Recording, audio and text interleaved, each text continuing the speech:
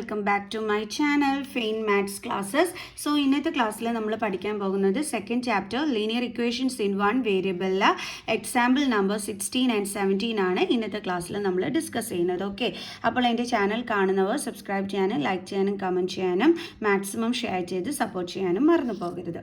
So നമ്മുടെ question ഇതാണ്, solve 6x + 1/3 + 1 is equal to x - 3/6.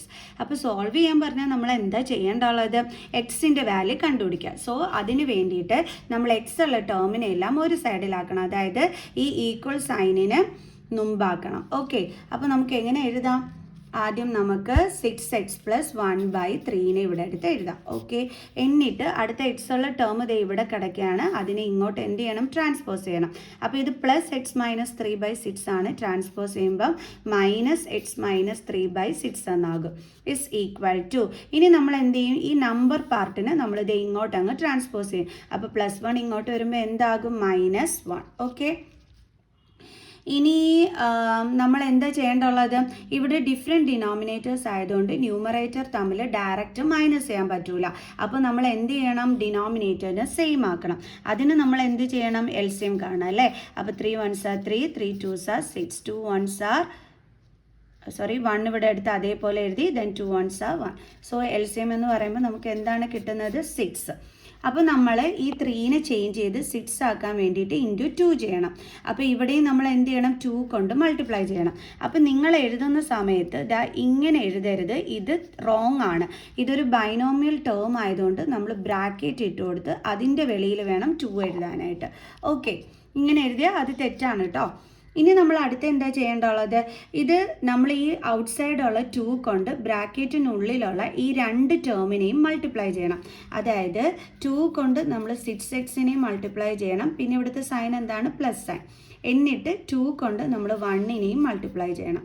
Divided by 3 2s are എത്രയാണ്? 6 -x - 3/6 is equal to -1. 2 × 6x എത്രയാണ്? 12x + 2 1s are 2/6 - x - 3/6 is equal to -1. ഇനിയിപ്പോൾ എന്താണ്? Denominator same ആയി, അപ്പോൾ അത് നമ്മൾ കോമൺ ആയിട്ട് എഴുതി. ഇനി ന്യൂമറേറ്ററിനെ നമുക്ക് ഒരുമിച്ച് എഴുതാൻ പറ്റും അല്ലേ? അപ്പോൾ ഇനി നമുക്ക് എങ്ങനെ എഴുതാം? 12x + 2 ഒരുമിച്ച് എഴുതുമ്പം മൈനസ് സൈൻ കഴിഞ്ഞിട്ട് ബൈനോമിയൽ ടേം ആണുള്ളതെങ്കിൽ നമ്മൾ ബ്രാക്കറ്റ് കൊടുത്തിട്ട് വേണം എഴുതാനായിട്ട്. കണ്ടോ? എന്താ ഈ ബൈനോമിയൽ ടേം എന്ന് പറഞ്ഞു കഴിഞ്ഞാൽ ഇപ്പോൾ x - 3 ഇതിൽ ഒരു ടേം ആണ് x എന്ന് പറയുന്നത്, സെക്കൻഡ് ടേം ആണ് 3 എന്ന് പറയുന്നത്. അങ്ങനെ 2 ടേംസ് ഉള്ളതിനെയാണ് നമ്മൾ ബൈനോമിയൽ ടേംസ് എന്ന് പറയുന്നത്.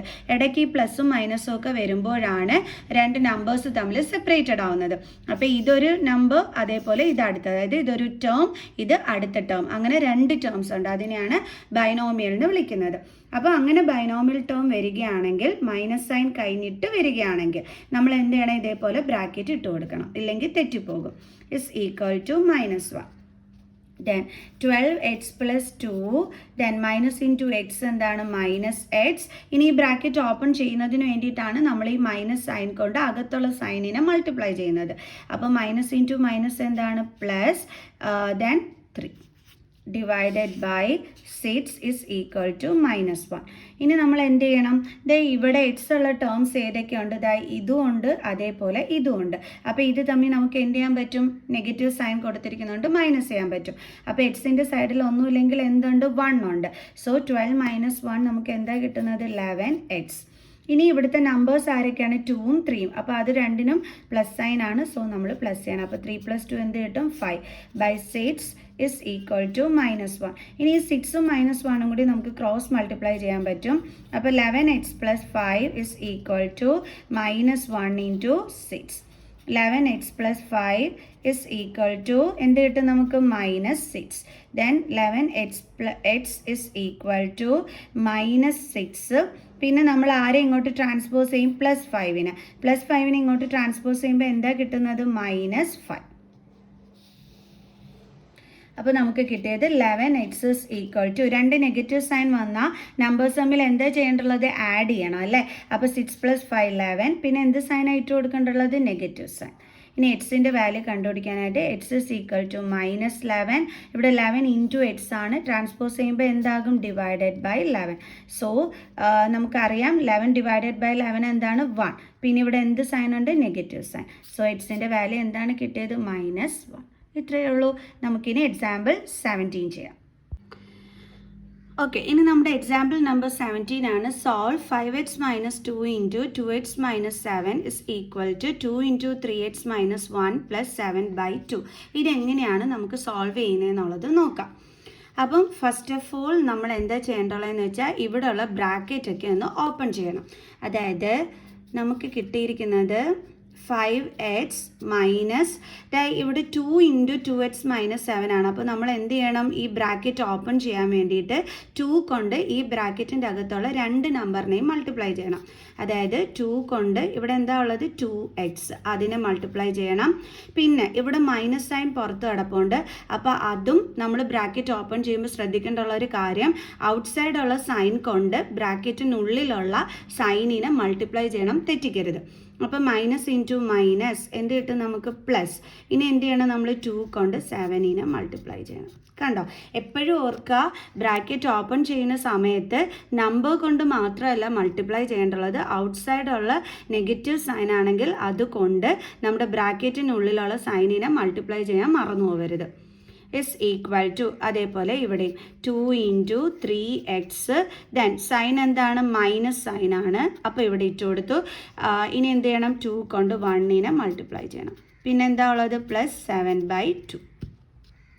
ഇനി 5x minus 2 2s are 4x പ്ലസ് 2 7s are 14 is equal to 2 3s are 6x minus 2 1s are 2 plus 7/2.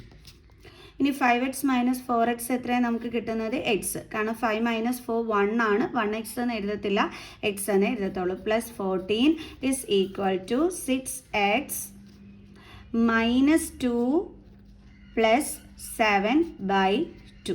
ഇനി നമ്മൾ എന്താ ചെയ്യാൻ പോണത്? ഈ 6xനെ നമ്മൾ ഇതേ ഇങ്ങോട്ട് ട്രാൻസ്പോസ് ചെയ്യും. അപ്പോൾ എക്സ് ഇത് പ്ലസ് 6x ആണ്, ഇവിടെ വരുമ്പോൾ മൈനസ് 6x ആവും.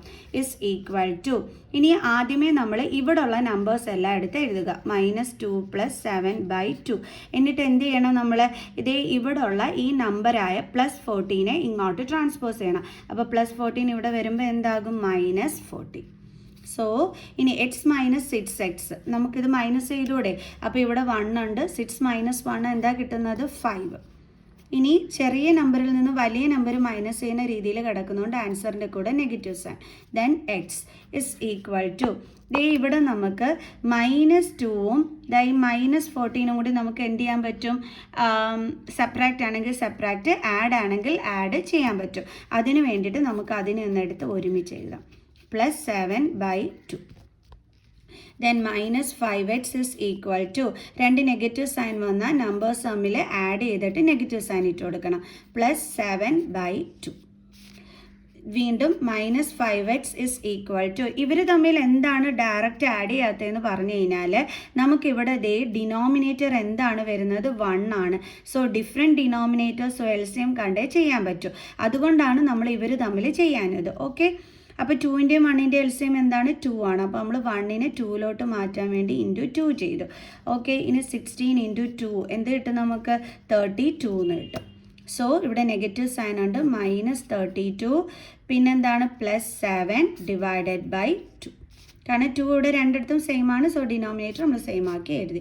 ഇനി നമുക്ക് എന്ത് ചെയ്യാൻ പറ്റും? ദേ ഈ 2ഉം -5ഉം കൂടി ക്രോസ് മൾട്ടിപ്ലൈ ചെയ്യാൻ പറ്റും. അതായത് -5x into 2 is equal to -32 plus 7. 5 2s are 10. Then -10x is equal to 32ന്ന് 7 minus ചെയ്യുമ്പോൾ എന്താ കിട്ടുന്നത്? 2 12 5 10 2. അപ്പോൾ നമുക്ക് 25 എന്ന് കിട്ടും. ഡിഫറെൻറ്റ് സൈൻസ് ആയതുകൊണ്ടാണ് സെപ്പറേറ്റ് ചെയ്തത്. ഇനി ഗ്രേറ്റർ നമ്പറിൻ്റെ സൈൻ വേണം ഇട്ട് കൊടുക്കാൻ. Then x is equal to, ഇനി എന്താ ചെയ്യേണ്ടുള്ളത്? -25 -10x എന്ന് വെച്ചാൽ എന്താ മീനിങ്? 10 ഇൻറ്റു എക്സ് എന്നാണ്. സോ ട്രാൻസ്പോസ് ചെയ്യുമ്പോൾ എന്താകും? ഡിവിഷൻ ആകും. പിന്നെ നമ്മൾ ഇങ്ങോട്ട് കൊണ്ടുവരുന്ന നമ്പർ ഏതാണ്? -10. അതെടുത്ത് ഇവിടെ താഴെ എഴുതുക. ഇനി മൈനസും മൈനസും കട്ടായി പോകും.